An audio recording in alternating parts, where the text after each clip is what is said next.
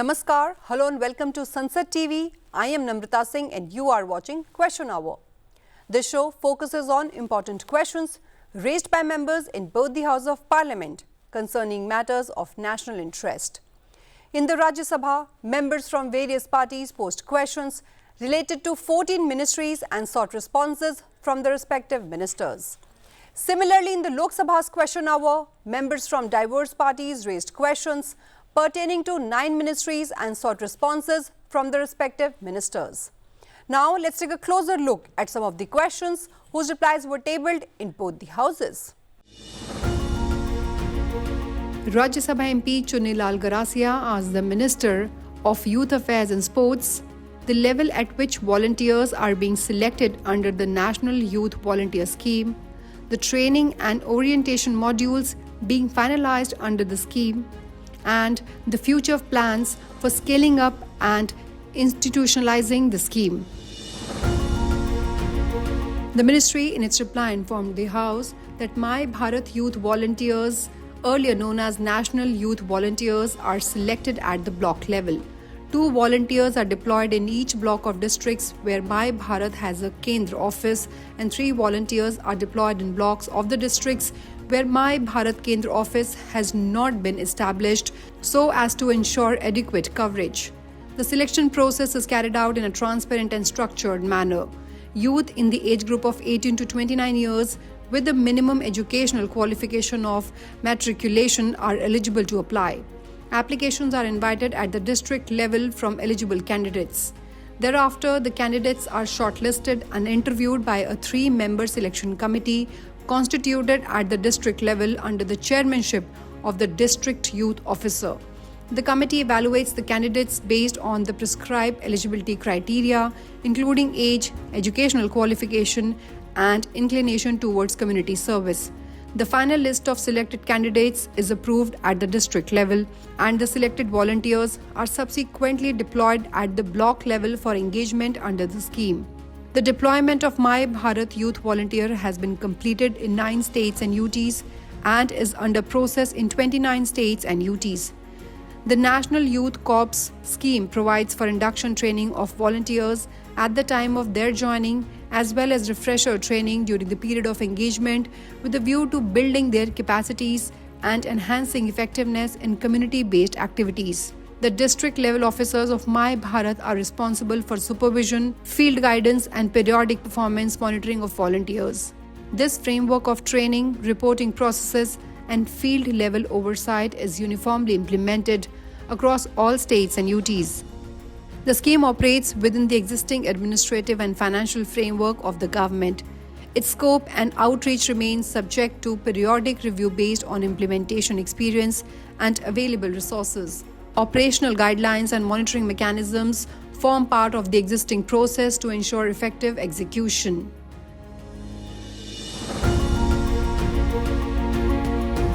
Lok Sabha member Y.S. Avinash Reddy asked the Minister of Civil Aviation whether the 1-year timeline for rebidding the regional connectivity scheme routes applies from the award of the route or after the closure of operations on that route, if so, the details thereof, and the details of the additional incentives and safeguards proposed to be introduced by the government to encourage airlines to maintain services on RCS routes beyond the subsidy period.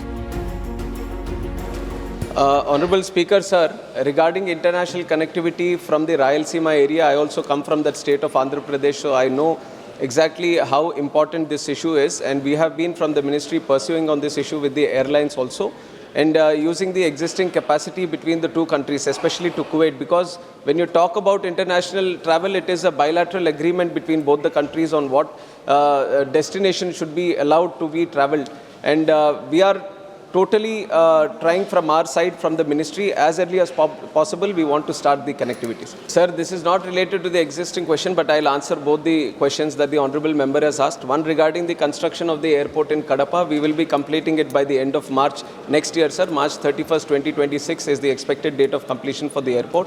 And regarding the flying training organizations, the ministry has been very, very focused on opening up more FTOs exactly for the reason that this country would be needing more pilots in the coming years based on the aircrafts that are going to come into the country. And also not only that, sir, we want to improve the FTOs that are there in the country to global standards so people from outside the country can also come and get trained here. It is exactly with this reason that this year we have opened 4 new FTOs in the country. And regarding the specific FTO that has been awarded before in Kadapa, I'll get the details and I'll pass it on to the honorable members. Rajya Sabha MP Dr. K. Lakshman asked the Minister of Environment, Forest and Climate Change whether government is aware of reported 30% decline in the population of Indian roller, the state bird of Telangana, Karnataka and Odisha during the last 12 years, and the steps taken or proposed to conserve its habitat and prevent illegal capture. माननीय सभापति महोदय, Indian roller जो सामान्यतः शुष्क क्षेत्र में पक्षी के रूप में पाया जाता है और कई राज्यों में, जैसा कि माननीय सदस्य बता रहे थे, इसको काफ़ी शुभ भी माना जाता है और हिंदी में इसको नीलकंठ भी कहते हैं। ये पूरे भारत में पाया जाता है। वास्तव में खेत में, चारागाहों में, घास के मैदानों में और गाँव के आसपास ये पक्षी बहुतायत संख्या में पाया जाता है। इसके जो प्रोटेक्शन का संबंध है, हमने इसको जो बर्ड स्पीशीज सेकंड में रखा है, जयराम जी कमेटी के चेयरमैन थे। कुल मिलाकर 1134 बर्ड्स हमने सेकंड स्पीशीज़ में रखी है, जिसकी हंटिंग अलाउड नहीं है। लेकिन 208 स्पीशीज़ हमने शेड्यूल 1 में रखी है और शेड्यूल 1 में जो स्पीशीज़ रखी है उसमें जो कुछ अच्छी स्पीशीज़ हैं, जिसमें ब्लैक नेक्ड क्रेन है, ग्रेट इंडियन बस्टर्ड है, बार हेडेड गीज है। जहाँ तक इसके संरक्षण का सवाल है, इसके संरक्षण के लिए सबको मिलकर के ही कार्य करना होगा। बर्ड्स के जो सबसे बड़ी समस्या है, पोचिंग की समस्या है। दूसरा, जो आबादी के बीच में जो इनके अंडे वगैरह होते हैं, उनको जानवर नुकसान पहुंचाते हैं। ओवर एजिंग भी इशू है, इकोलॉजिकल फैक्टर भी है। कुछ जगहों पे जो कमी आने का कारण है वो इनके हैबिटेट डिस्ट्रक्शन का विषय भी है। हम इनकी चिंता कर रहे हैं, लेकिन इस स्पीशीज़ का, नीलकंठ का कोई एक स्पेसिफिक प्रोटेक्शन प्रोजेक्ट अभी नहीं चलाया जा रहा है। माननीय सभापति महोदय, मैं आपको ये कहना चाहता हूँ कि इस समय ग्रेट इंडियन बस्टर्ड में हम उसका कंजर्वेशन कार्यक्रम चला रहे हैं। 2 जगह है, एक सम में और एक नाकोड़ा में, और राजस्थान में 140 हैं, गुजरात में 4 फीमेल है, कच्छ में, महाराष्ट्र के अंदर भी 1-2 इंडिविजुअल हैं और कर्नाटक में भी 6 इंडिविजुअल हैं। माननीय सदस्य की मंशा निराधार है, तथ्यहीन है। हम पूरी तरीके से गुजरात में भी ग्रेट इंडियन बस्टर्ड के लिए काम कर रहे हैं। Lok Sabha member Kumari Shelja asked the Minister of Road Transport and Highways whether the maintenance and operation of National Highway number 4 has been entrusted to a private company or is being managed directly by the National Highways Authority of India, and whether the responsibility for the upkeep, lighting infrastructure and safety improvements on this highway has been entrusted to the concerned private company or is being done by NHAI, if so, the details thereof.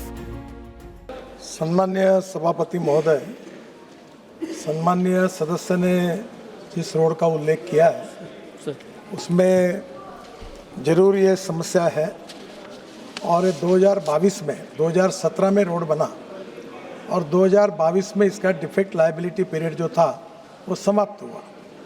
उससे 2022 के बाद इसको maintain करने के लिए एक agency को दिया गया है, और उसके बाद में काफ़ी त्रुटियां उसमें ध्यान में आई है।